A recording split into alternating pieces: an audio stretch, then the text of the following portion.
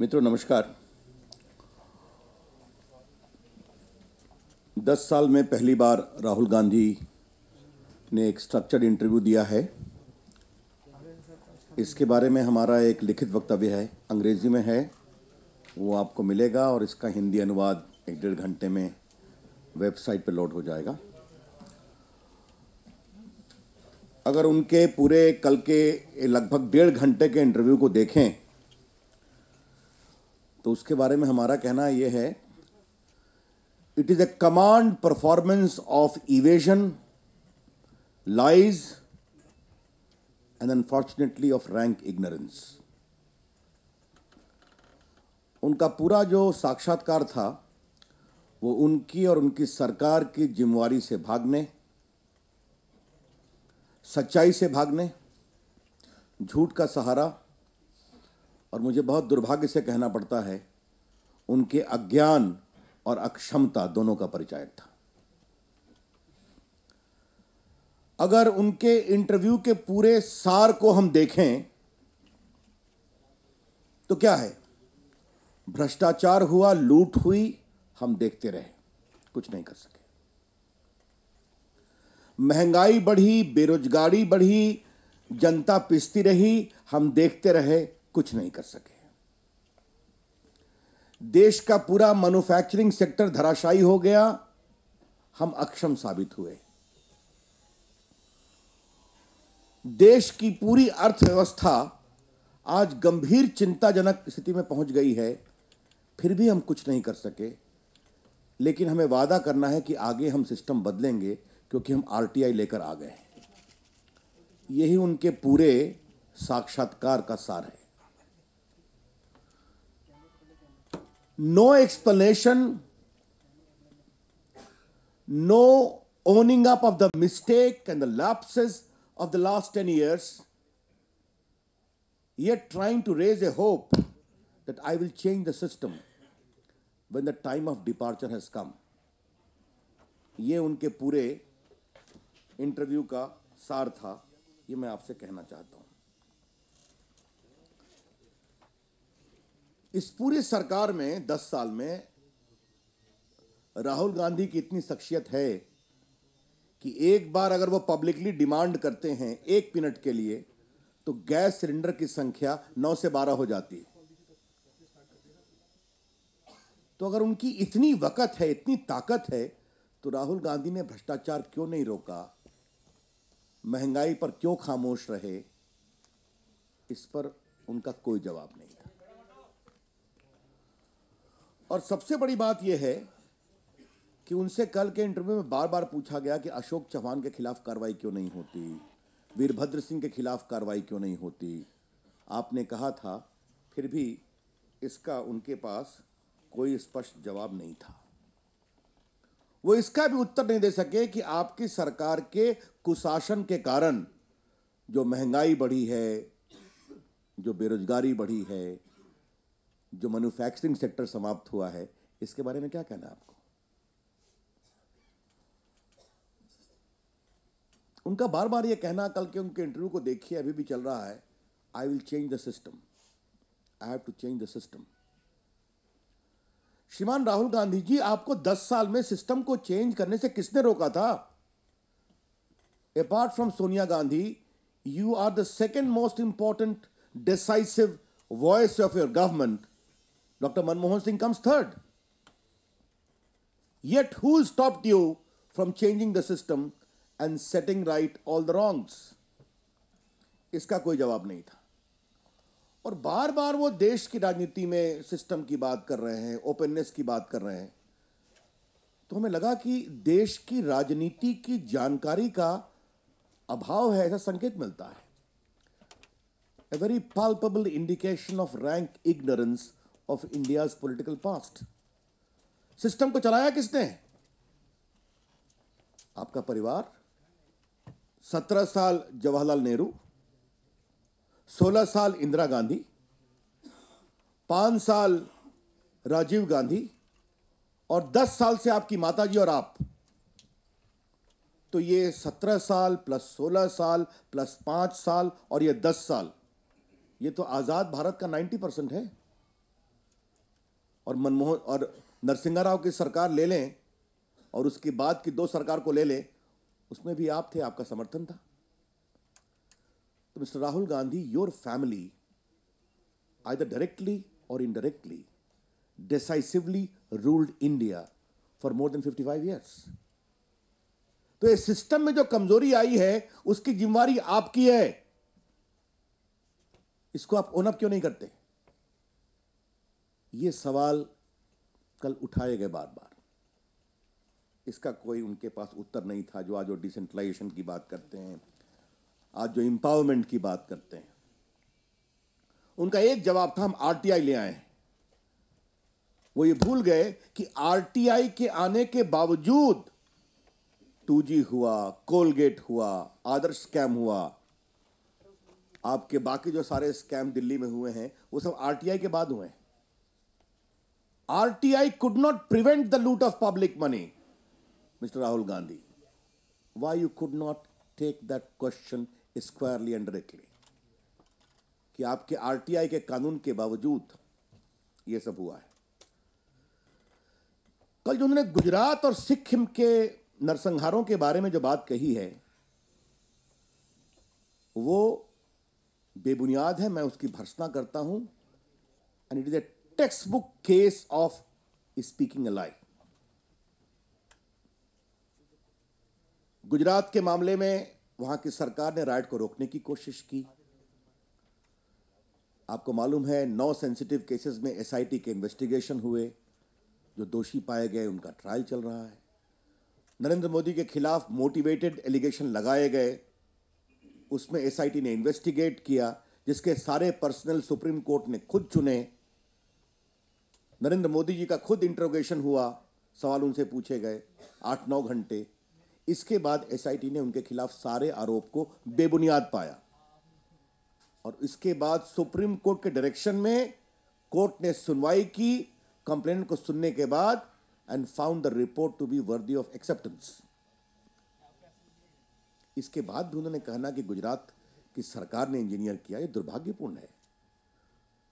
Mister Rahul Gandhi is suppose to be the vice president of his party and supposedly projected as the PM's candidate.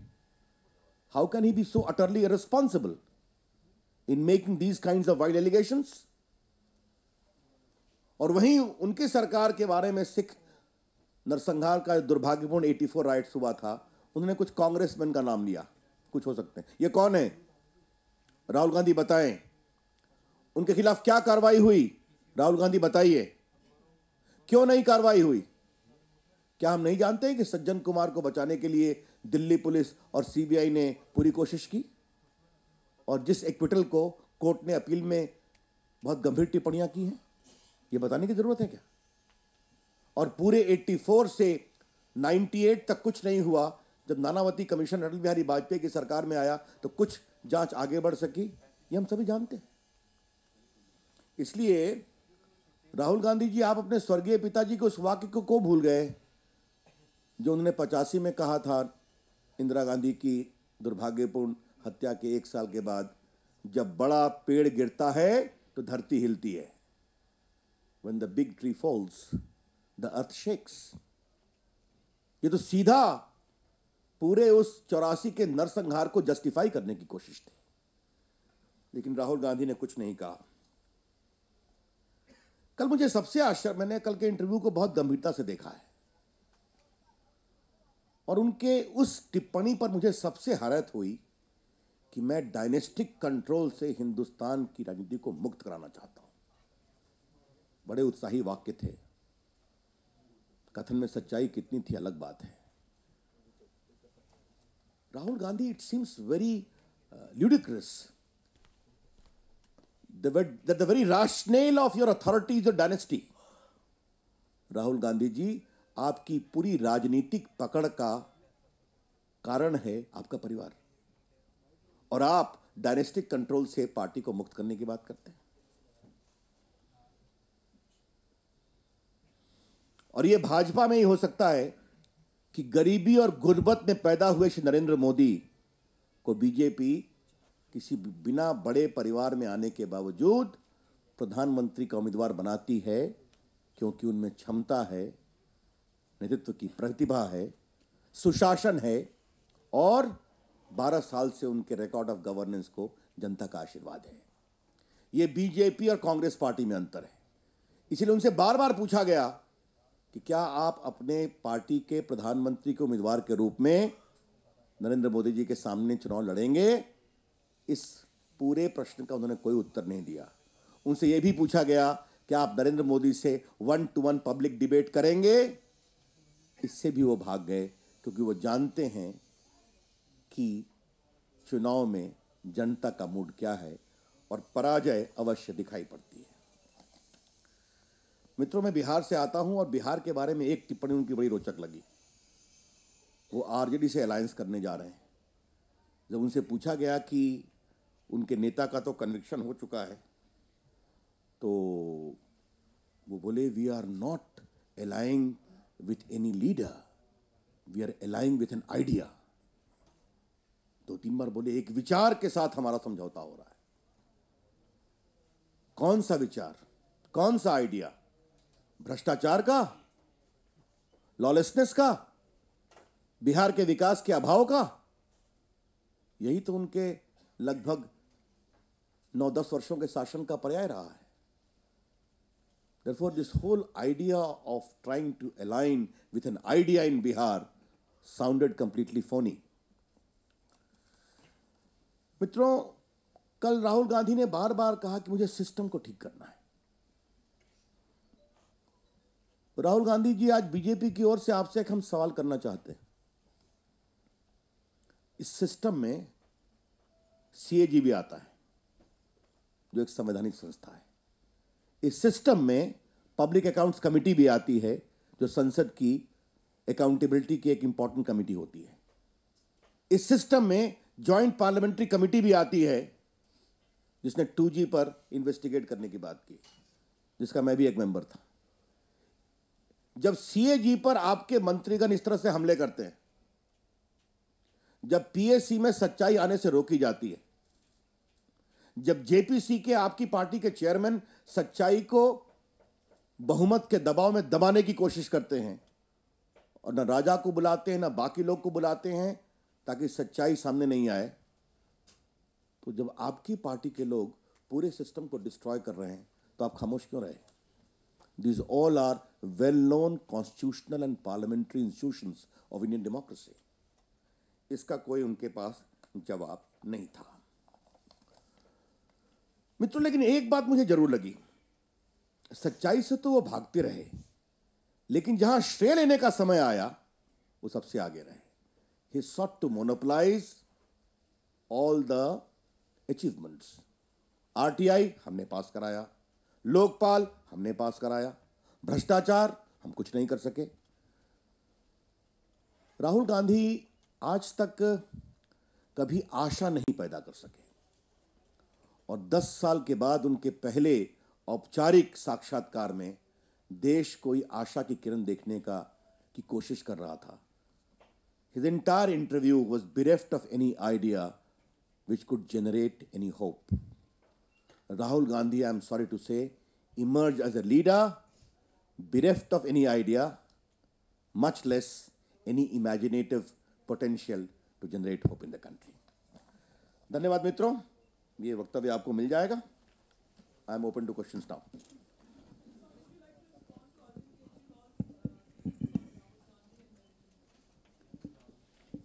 I think I have more important things to address now.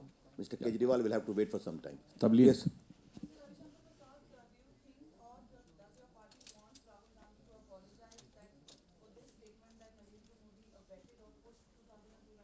It is palpably wrong. We condemn it.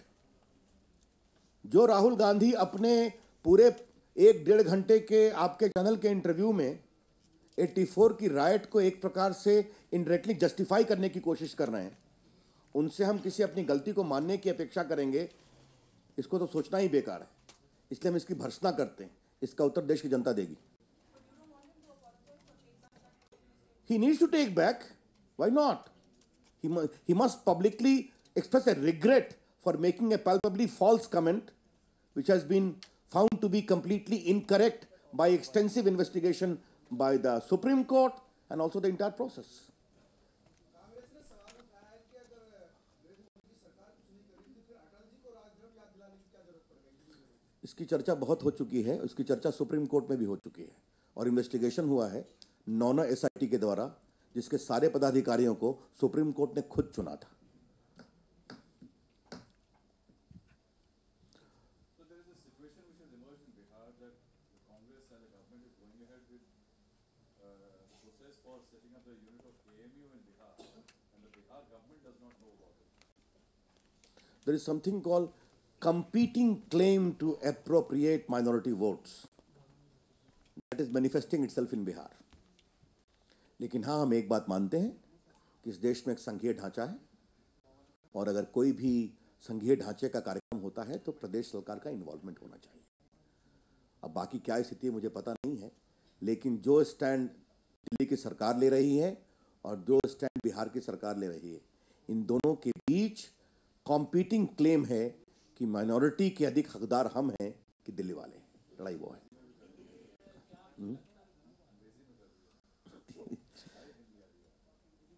There is a competing claim to appropriate minority votes and betterment. It is least to do with the educational empowerment. And once you have this kind of competing claim, these kinds of one-upmanship is a logical consequence. And in just a minute. पूर्णिमा, ऐसा है, अरविंद केजरीवाल के tweet के बारे में हम क्या कहें? बहुत दिन से वो अपनी सरकार से परेशान है, अपने स्वयं के कारणों से परेशान है, अपने मंत्रियों के कारनामों से परेशान है। तो अच्छा होता कि ट्वीट उस पर करते। बाकी जो उन्होंने ट्वीट किया है उनका अधिकार है। डॉक्टर, हाँ,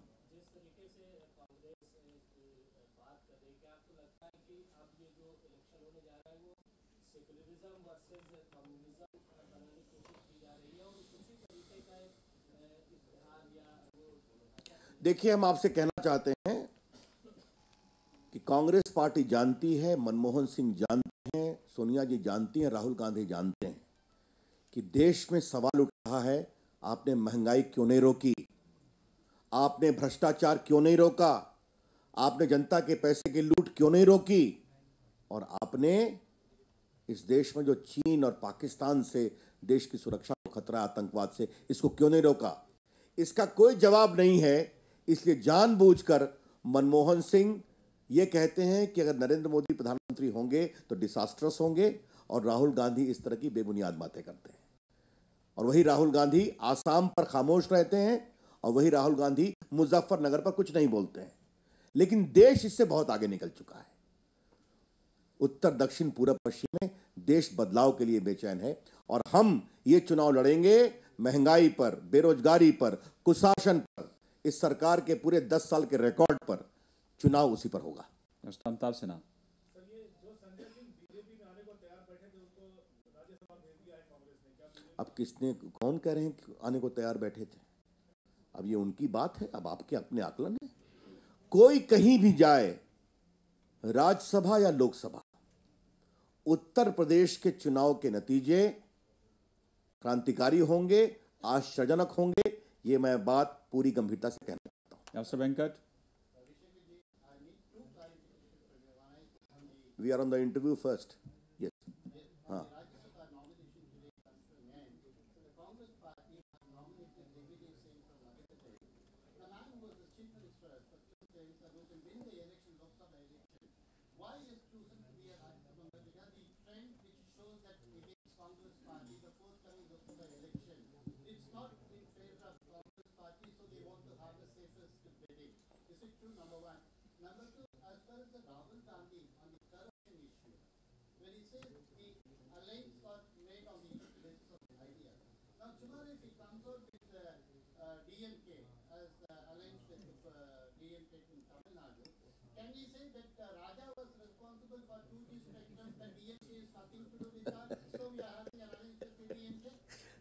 Well, as far as the first question is concerned, I remember Mr. Digvijay Singh publicly saying that I am willing to contest Lok Sabha election.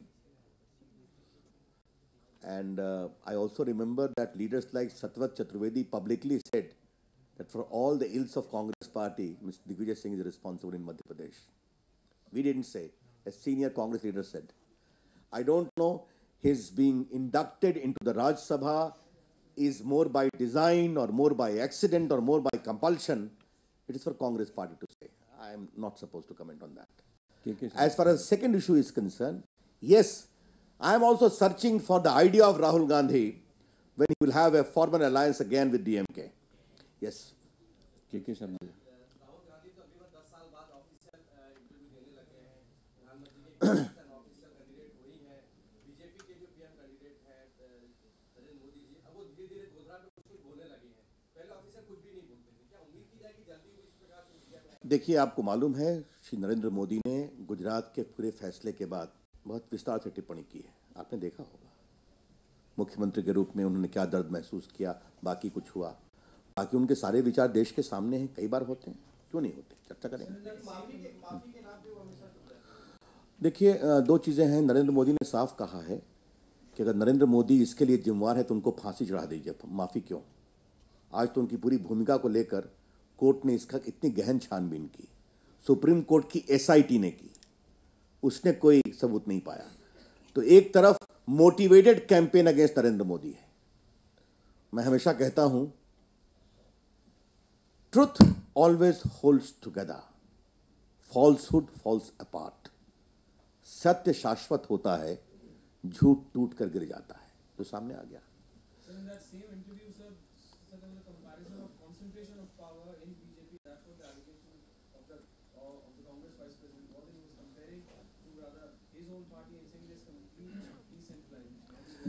And that too coming from Rahul Gandhi, whose only rationale of authority is dynasty. What more to say? Ravinder जी, इसके बारे में कई लोगों ने ऐसा आग्रह किया है। महंगाई बढ़ी है, देश में हर चीज़ों के दाम महंगे हुए हैं, तो चुनाव आयोग इसके बारे में कोई सुविचारित अगर निर्णय करेगा तो हम चाहेंगे एक बार पार्टियों से भी राय करें। हम चुनाव आयोग के निर्णय की अपेक्षा करेंगे, उसके बाद कोई औपचारिक टिप्पणी करेंगे। हाँ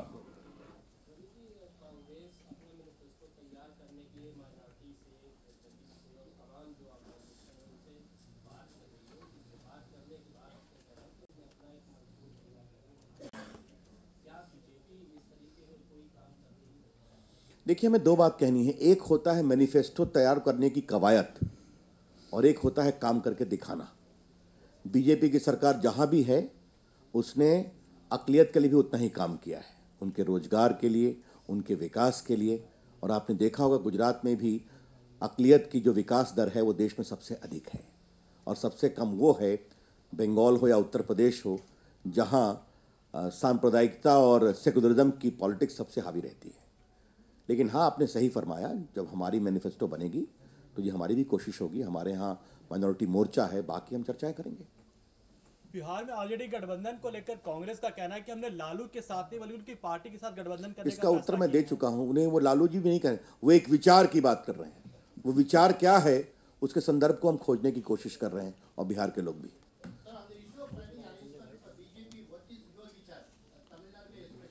On Tamil Nadu, I will have a separate discussion with you. I'll take your feedback. Thank you. Thank you, बहुत बहुत धन्यवाद।